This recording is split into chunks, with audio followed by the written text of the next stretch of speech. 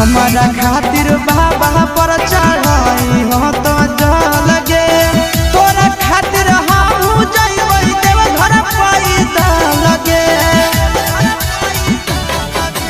हमारा खातिर बाबा पर चढ़ाई हो तो जल गे तोरा खातिर हम जइबै देव घर पैदा लगे। आगे तो